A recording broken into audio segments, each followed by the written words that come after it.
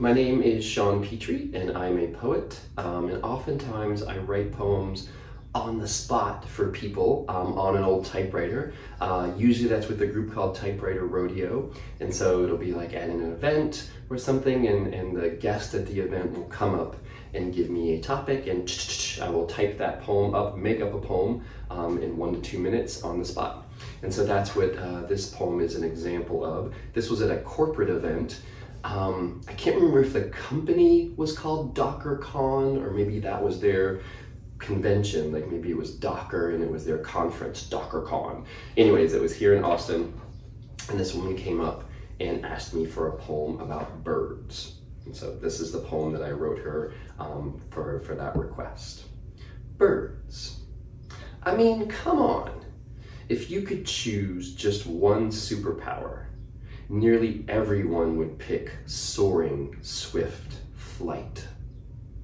And that's why these little guys, with their chirps and songs, feathers and fancy hues, and seemingly endless energy, that's why these little guys, from budgies to bald eagles, from robins to wrens, these are the real superheroes come to life. These are what we all wish we could be.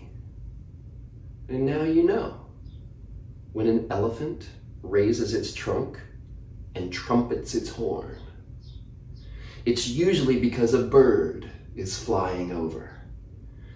And that's the elephant's way of saying, I wish. Birds.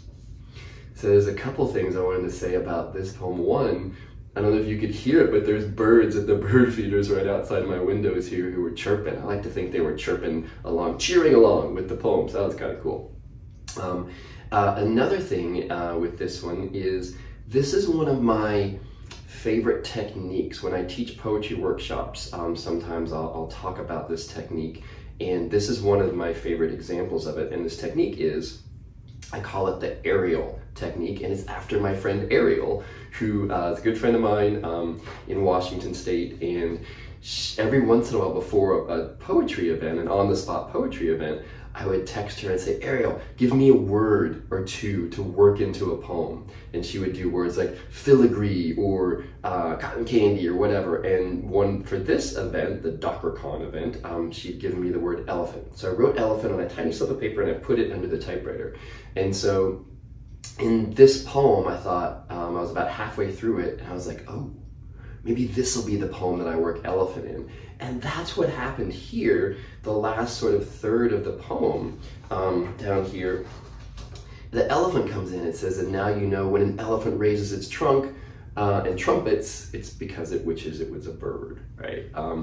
That never would have happened if my friend Ariel hadn't given me that, if I hadn't tried to bring in this concept that, you know, doesn't seem to fit at all, birds and elephants, right? So when I teach poetry workshops, I talk about this, and I think I say, like, I call it adding an Ariel to your poem, or drop an elephant in your poem and just see what happens. And it could be anything, right? Just take something that wouldn't fit in whatever you're writing and try and make it fit and see what happens. And I love how that worked out with this. Sometimes it works, sometimes it doesn't, but that's everything, right? That's life, that's poetry.